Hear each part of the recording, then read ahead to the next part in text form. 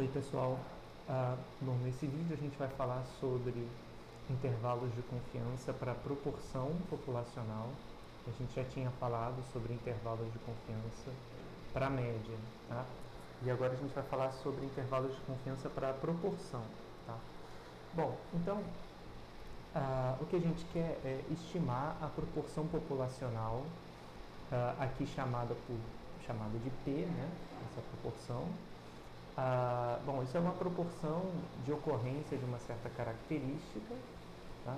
E que é modelada por uma variável aleatória Bernoulli, certo? Bom, a presença, né, ou a ausência da variável aleatória é modelada por uma Bernoulli. Então a gente tem aqui, por exemplo, que cada unidade, né, amostrada, ela vai ter uma característica de interesse ou não ter, né? Então, ela terá aquela característica, quando ela tem aquela característica, ela recebe o valor 1, quando ela não tem, ela recebe o valor 0, tá? Então, a gente diz que xi tem distribuição Bernoulli, tá certo? Porque sempre uma variável só pode assumir os valores 0 e 1, ela tem que ser Bernoulli, né? Só tem essa possibilidade, tá certo? Então, se a gente quiser pensar, né, em um exemplo, né, bom, eu acho que o primeiro que vem à mente talvez seja o exemplo de pesquisas eleitorais, por exemplo, né? Então a gente pode pensar numa pesquisa de intenção de votos para um certo candidato, né? Então a gente fixa um candidato e aí cada pessoa entrevistada, né, essa característica de interesse é se o cara ou se a pessoa, né, é eleitor ou pretende votar no candidato X ou não, né? Então, se xi é igual a 1, é porque a iésima pessoa entrevistada declara voto para o candidato X. Se o xi é igual a 0, é porque declara voto para outro candidato ou não declara voto, tá certo? Então, quando a gente diz que xi tem uma distribuição, segue uma distribuição de probabilidade Bernoulli com probabilidade P, a gente está dizendo que a probabilidade da gente sortear uma pessoa, né, da população que declare voto para o candidato X, né, essa probabilidade é igual a P, né? Porque na Bernoulli o Pzinho é a probabilidade de xi ser igual a 1. E o xi é igual a 1, né, se aquela iésima unidade investigada tem a característica de interesse ou não, que no nosso caso do exemplo, né, é declarar-se como eleitor daquele candidato, tá certo? Então, o P representa a proporção, né, de eleitores daquele candidato em toda a população, e é esse cara, né, que as pesquisas eleitorais querem estimar. Eles querem estimar qual é o valor de Pzinho, certo? Então, o objetivo das pesquisas eleitorais é estimar Pzinho através de uma amostra, tá certo? E aí, bom, a gente usa, né, a proporção amostral para isso. E quem é a proporção amostral, né? Vamos lembrar da notação. Sempre que a gente está estimando um parâmetro, né, a notação para o estimador do parâmetro é o parâmetro com um chapeuzinho em cima. Essa notação aqui representa estimativa ou estimador do parâmetro P, tá certo? Então, a minha proporção amostral P-chapéu fica sendo a contagem de sucessos dividida pelo tamanho da amostra, tá certo? Não é isso? Por exemplo, né, porque na Bernoulli a quantidade de uns é chamada de sucesso, tá? Então, se eu quiser estimar a proporção de pessoas que votaram naquele candidato, eu vou pegar de todas as pessoas da minha amostra, né? Então, eu vou pegar o tamanho de amostra, colocar no denominador, e no numerador eu coloco a quantidade de sucessos, que é nada mais, nada menos do que o número de pessoas que declararam voto naquele candidato, tá certo? Então, minha proporção amostral é calculada assim: conto os sucessos e divido pelo tamanho da amostra. Ora, o tamanho da amostra a gente vem denotando por N, tá?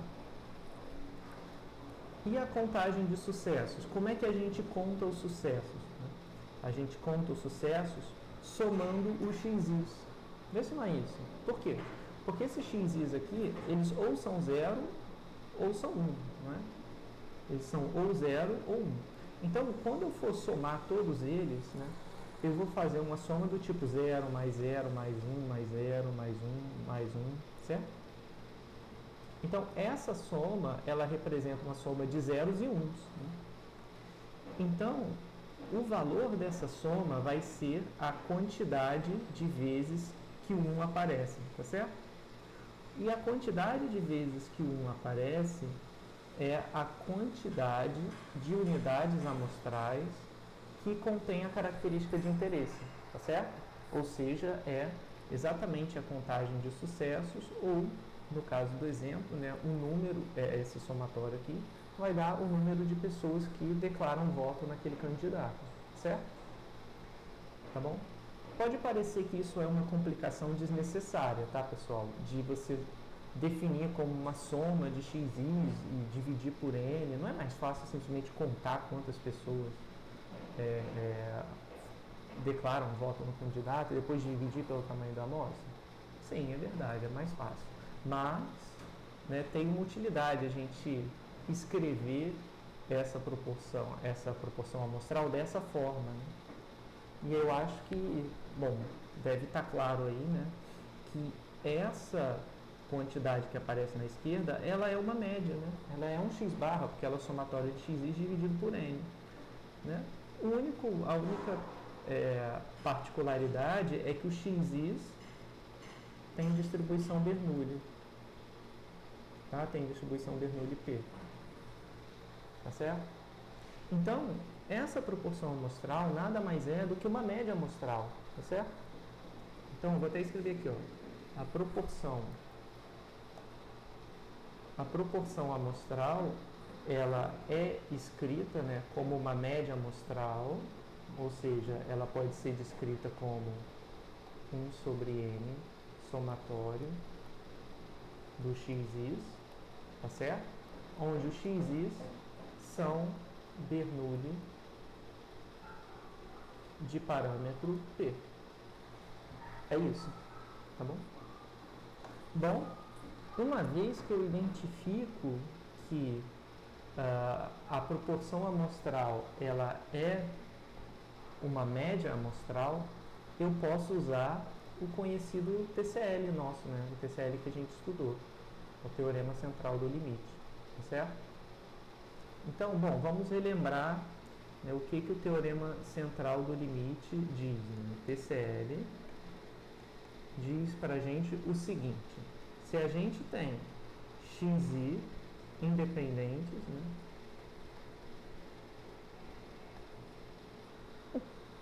e identicamente distribuídos,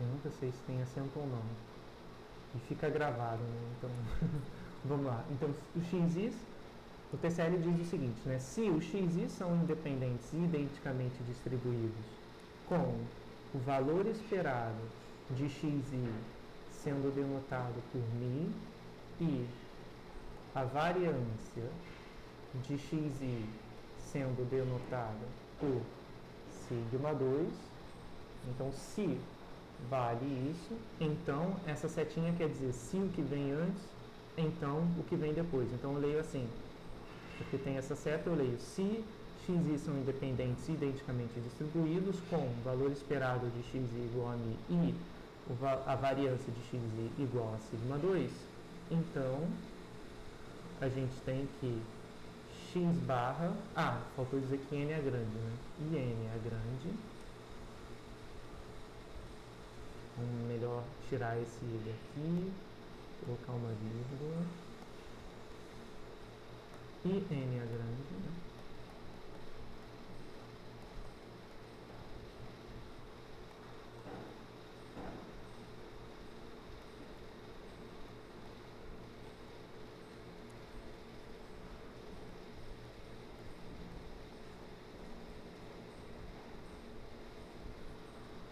Então, a gente tem o seguinte, a gente tem x barra, tem distribuição aproximadamente, normal, cuja média é μ, e a variância é sigma 2 dividido por n, tá certo?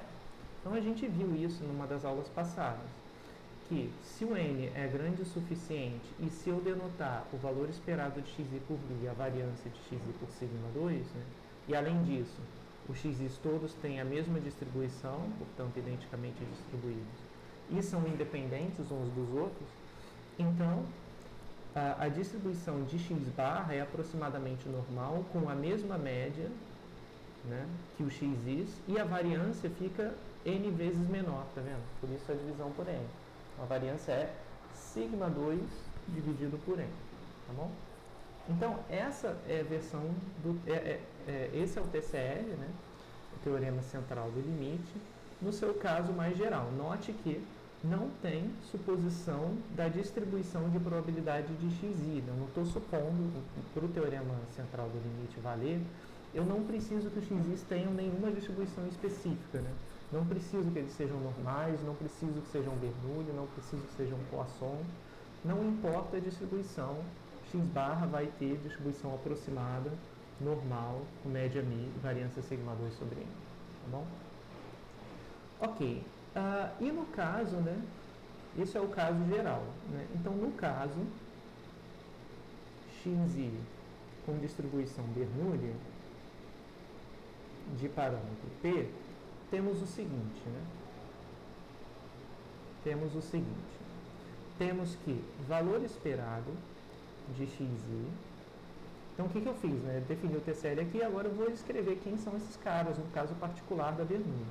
O valor esperado de xi, pessoal, quando xi é Bernoulli, a gente viu que esse valor esperado é p, certo? E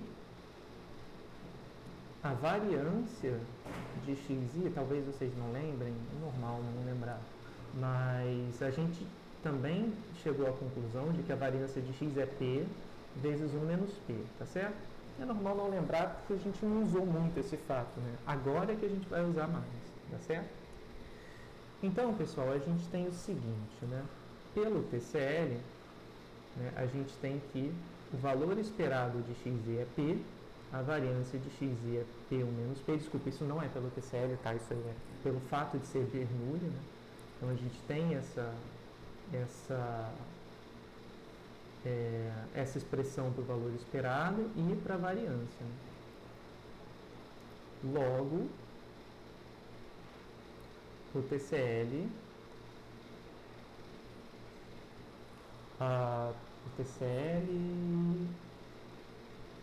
diz que... Bom, aí eu vou escrever aqui, né? Diz que o P chapéu, que é o x barra, né, no caso que os x são Bernoulli, eu devesse dar um espaçamento maior. No caso em que os x são Bernoulli, né, o x barra, pelo TCL, ele vai ser aproximadamente normal. Aqui vai entrar o mi, mas quem é mi? É o valor esperado do x. Como o valor esperado do x é p, então vai entrar p aqui. Aqui entra sigma 2. Quem é sigma 2? É a variância de xi. Só que a variância de xi na Bernoulli é p vezes 1 menos p. Então, coloquei aqui p vezes 1 menos p, dividido por n, né? Logo, diz que para... Aí ficou faltando colocar aqui, né? Para n grande,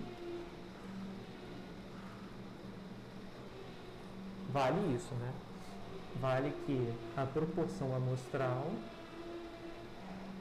tem distribuição aproximadamente normal, cuja média vai ser p e a variância vai ser p1 menos p sobre n, tá? Então, é sempre assim, pessoal, no TCL, a média amostral, né, vai ser aproximadamente normal, a média vai ser p e a variância vai ser p vezes 1 menos p sobre n, tá bom? Então, é isso, tá certo? A partir daí, pessoal, é que a gente vai construir o nosso intervalo de confiança, tá? Então, na construção do intervalo de confiança para a proporção populacional, a gente faz o seguinte, a gente padroniza, a gente começa da padronização, a gente começa pela padronização de x barra, né? Sempre, enfim, quase sempre vai ser assim, tá? A gente vai começar pela padronização de x barra. Então, eu vou definir uma variável aleatória z, que é o x barra padronizado, né? Para eu padronizar o x barra, eu tenho que subtrair x barra da sua média, né? Não é isso? O que é a padronização? A padronização é pegar o x, subtrair da sua média e dividir pelo seu desvio padrão, né? Substituir e dividir pelo desvio padrão. Isso é a padronização. Então aqui entra x barra menos o valor esperado. Como eu estou padronizando o x barra, né, aqui vai entrar x barra, né? Vai ser x barra menos e de x barra dividido pelo desvio de x barra.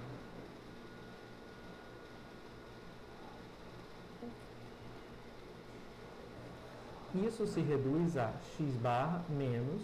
Quem é o valor esperado de x barra? Bom, o valor esperado de x barra é aproximadamente p, certo?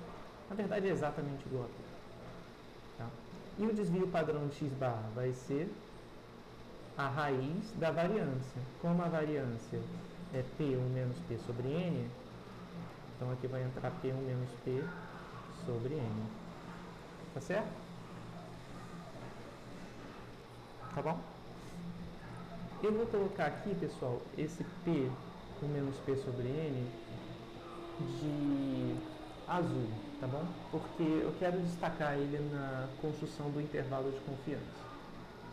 Então, ó, a minha padronização de x barra implica que, né, essa nova variável z que eu defini, como ela foi obtida a partir de uma variável aleatória que é normal, tá certo? Eu subtraí a média e dividi pelo desvio, então essa variável padronizada z vai ser uma normal padrão, tá certo? Vai ter uma distribuição aproximadamente normal padrão, tá certo? O que torna essa distribuição, o termo padronização, né, se refere à média ser zero e a variância ser 1. Né? O fato de que aqui é normal não é por conta da padronização, tá certo? O fato dela ser normal é por causa do TCL, que torna o x barra aproximadamente normal. E quando você pega uma coisa aproximadamente normal, subtrai uma constante e divide por uma outra constante, essa coisa continua sendo normal, só que vai mudar a média e vai mudar a variância, certo? Então, a padronização me diz que o z tem essa distribuição aproximadamente normal 0,1, certo? Então, é o que está colocado aqui no slide, exceto que no slide eu coloquei um chapeuzinho aqui em cima dos p's, tá bom? Isso é feito para que a gente consiga deduzir um intervalo de confiança, tá bom? Eu vou fazer uma de um jeito ligeiramente diferente, tá certo, pessoal? Eu não vou colocar o chapéu aqui, porque eu quero explicitar para vocês por que esse chapéu tem que estar lá, tá bom? Então a gente faz o seguinte, né? Para construir um intervalo de confiança, o que a gente faz é aquela mesma ideia, né? Que a gente já vem repetindo aqui algumas vezes. O que a gente vai fazer é colocar a distribuição de z, né? Que é da estatística de teste, né? Da estatística com a qual a gente está trabalhando, né? Então eu vou colocar aqui a distribuição de z, que é dada por essa curva normal 0,1, tá certo? Essa curva representa uma normal 0,1 porque a normal 0,1 é a distribuição aproximada de z. Então eu vou fazer o seguinte, vou colocar um gama, que é de probabilidade aqui alta, né? Por exemplo, pode pegar o gama igual a 95%, por exemplo, tá? E aí faço o seguinte, né? Como essa distribuição é simétrica, eu pego o Q e aqui eu pego menos Q, certo? Tá? De forma que esse valor de Q aqui, ele faz com que entre Q e menos Q eu tenha gama de probabilidade. Tá, como é que eu escrevo isso? Então, vou escrever gama representa a probabilidade de que a variável aleatória z esteja entre menos Q e Q, tá certo, pessoal? Por quê? Né? Se eu olhar aqui para a área achurada embaixo da curva, nessa área gama representa a probabilidade de z estar entre menos Q e Q. Então aqui eu vou obter o seguinte, né? Quando eu escrevo isso, eu vou ter que, na verdade, o que eu tenho é probabilidade de Z estar entre menos Q e Q, mas quem é o Z? O Z é x barra menos P dividido por, aí vou escrever sempre aqui em azul,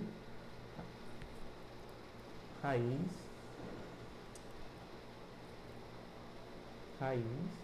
de P 1 menos P sobre N menor do que Q.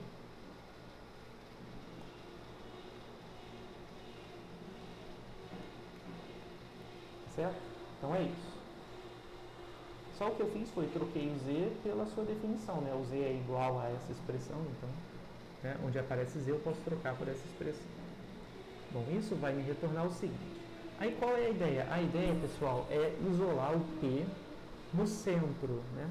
Para construir um intervalo, eu quero um intervalo que contém o P com alta probabilidade. Então eu quero que o P esteja no centro do intervalo. Então tudo que não for P eu vou jogar para fora. Então, bom, o que eu gostaria de fazer?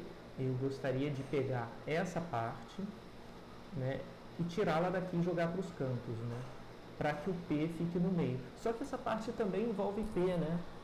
Putz, então dá um problema aí, certo? Eu gostaria de isolar o P aqui no meio, mas o P também aparece aqui, tá certo?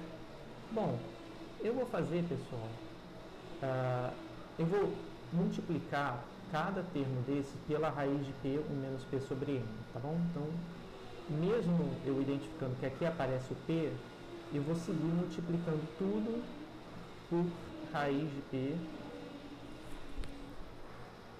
Então aqui eu vou multiplicar tudo por raiz de P 1 menos P sobre N, tá? Vou multiplicar aqui, aqui e aqui também, tá? Essas três entradas. Quando eu fizer isso, eu vou ter o seguinte, eu vou ter P de menos Q raiz de P 1 menos P sobre N menor. Quando eu pegar essa parte e multiplicar por raiz de P 1 menos P sobre N, vai sumir o denominador que está em azul. Então vai ficar assim, e aqui vai dar Q raiz de P 1 menos P sobre N. Tá bom? Ficou dessa forma. Tá? Bom, por enquanto, pessoal, a gente vai ter que abstrair o fato de que aqui também tem P, tá certo? E eu vou querer isolar no meio só esse P aqui, tá bom? E já já eu explico como a gente pode contornar isso de forma, esse problema do P aparecer aqui de forma aproximada, tá bom? Então vamos lá. Para eu isolar o P agora, eu tenho que subtrair x barra. Então subtraio x barra daqui, subtraio x barra daqui, subtraio x barra daqui. Quando eu fizer isso, aqui vai ficar menos x barra, menos Q, raiz de P 1 menos P sobre N, menor que menos P, menor que, porque aqui vai dar menos x barra mais x barra cortou, aqui vai dar menos x barra mais Q, raiz de P 1 menos P sobre N. Tá certo? Agora quase acabou, né? Só que eu quero isolar o P aqui dentro, não quero isolar o menos P, então eu vou multiplicar por menos 1. Aqui, aqui e aqui. Então vou obter x barra mais Q raiz de P 1 menos P sobre N. Aí eu tenho que fazer aquele truque, né? Multipliquei por menos 1 uma desigualdade, tem que trocar, truque não, né? Aquela regra. Eu tenho que trocar a desigualdade, inverter ela. Se era menor, passa a ser maior. Tá? P, né? Maior. E aqui, quando multiplicar por menos 1, vai dar x barra menos Q raiz de P, 1 menos P sobre N. Tá certo? É isso. Bom, agora, para satisfazer o meu toque, né, eu gosto de colocar sempre o menor número para vir primeiro. Então, o menor número dentre esses três aqui, esse e esse é esse aqui de baixo, né? Porque esse é maior que P e P é maior que esse aqui, então esse cara é o menor. Eu quero que ele apareça primeiro, x barra menos Q, raiz de P, 1 menos P sobre N, é o menor dos números. Então, ele é menor do que P, que é menor do que x barra mais Q, raiz de P, 1 menos P sobre N. É isso, tá certo? Beleza? Então, terminei, né? Então, terminei entre aspas o meu intervalo de confiança. Meu intervalo de confiança para P com nível de confiança gama vai ser igual a o seguinte, x barra menos Q raiz de P, 1 menos P sobre N, x barra mais Q raiz de P, 1 menos P sobre N. Tá certo? O meu intervalo é esse. Como eu estou fixando que seja, né, o gama seja o nível de confiança, né, falta dizer quem é o Q. Porque o Q depende de gama, tá certo? O Q depende de gama. Então é aquela velha história, pessoal. Se aqui tem gama de probabilidade, aqui eu vou ter, vou tirar esse menos alto, aqui eu vou ter 1 menos gama, tá? Sobre 2, desculpa. 1 menos gama sobre 2 desse lado, nessa região toda aqui. E aqui também eu vou ter 1 menos gama dividido por 2, tá certo? Porque 1 menos gama é a área que não está no meio. Como essas duas áreas são iguais, vai dar 1 menos gama sobre 2, 1 menos gama sobre 2. Então, o Q, como é que eu obtenho o Q? Esse valor de Q aqui, ele deixa para trás quantos por cento de probabilidade? Ele vai deixar para trás gama mais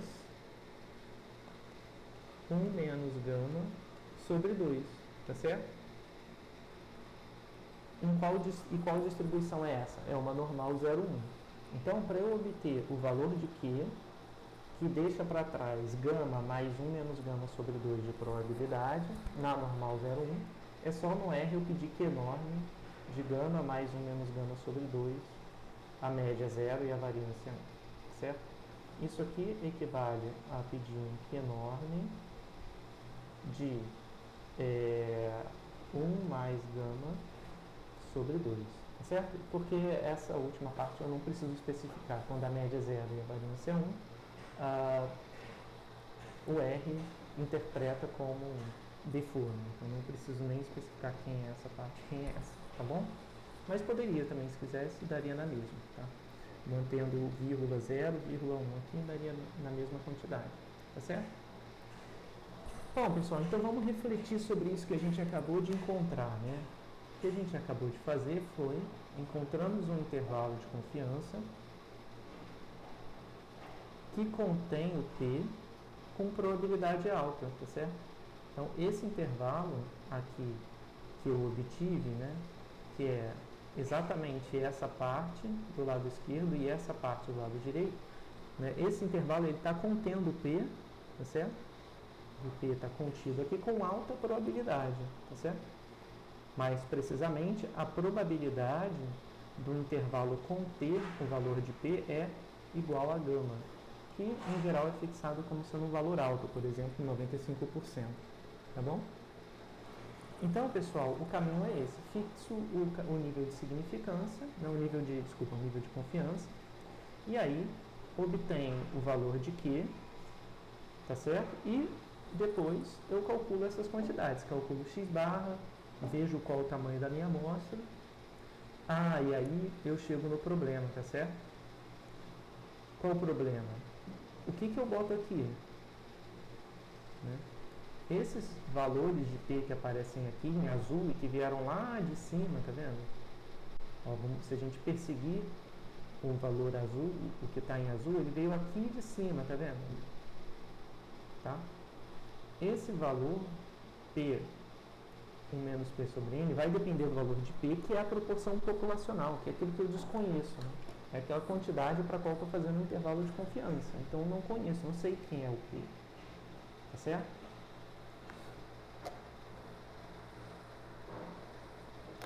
E aí, pessoal, como eu posso fazer? Como eu posso proceder nesse caso? Né? Então, uma primeira alternativa, uma primeira forma de lidar com isso é uma forma que a gente chama de não conservadora. Né? Então, eu tenho dois intervalos. Eu tenho dois intervalos possíveis, né? Que é o intervalo de confiança conservador.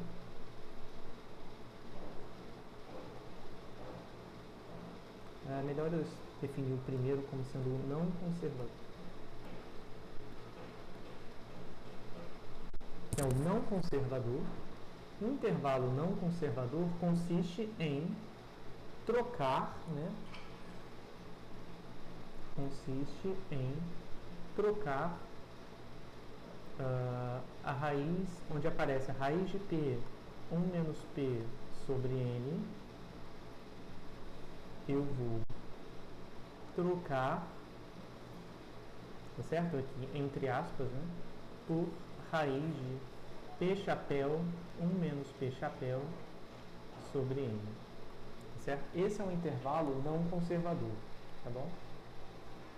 O que esse intervalo faz é o seguinte, ele diz assim, bom, eu não consigo calcular, né, essa parte em azul, então eu vou trocar por uma estimativa dela. Né? Eu vou pegar e trocar pelo chapéu aqui, vou colocar esse chapéu aqui em cima, tá certo? Então, o que ele faz? O intervalo, ele vai pegar o intervalo não conservador, deixa eu até copiar aqui, né? Vou botar lá embaixo. Então, no intervalo não conservador, eu vou simplesmente fazer o seguinte, eu não conheço, então eu vou colocar aqui um chapéu para estimar essa parte, tá? Então, vou colocar um chapéu aqui e aqui, aqui e aqui, certo? Bom, para eu poder destacar, eu vou colocar até o chapéu em preto, né? Então, aqui, ó. Tá? Então, a proposta do intervalo conservador diz o seguinte, olha, eu reconheço que eu não sei o valor de P e o valor de P aparece nos limites do intervalo, né? Então, eu tecnicamente não consigo calcular esse intervalo aqui, eu não consigo calcular porque depende do P, que é desconhecido. Então, para eu conseguir contornar isso, eu vou dizer que P vezes 1 menos P sobre N, eu vou trocar por P chapéu menos P chapéu sobre N. Por quê? Bom, se o N for grande, o P chapéu vai estar perto de P, né? Então, eu troco por uma estimativa e pronto, sigo a minha vida e acabou, certo? Então, essa é a primeira abordagem, né? Que é a abordagem do intervalo de confiança não conservador, né? Tá? E existe uma segunda abordagem, que é a do intervalo de confiança conservador.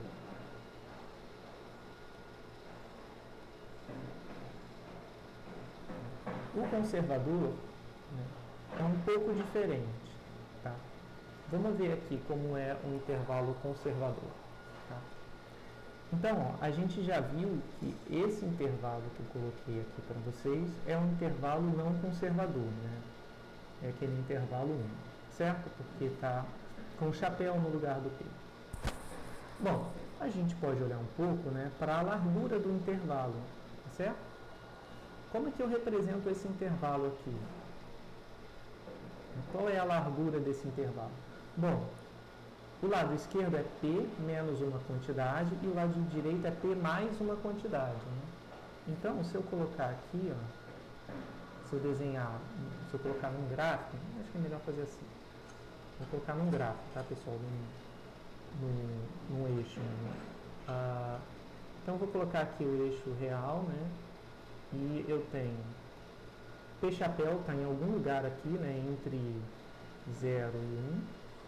Tá, o P chapéu, tá? O chapéu é uma probabilidade qualquer entre 0 e 1. E aí, o limite esquerdo do intervalo é o P chapéu menos Q, menos essa quantidade.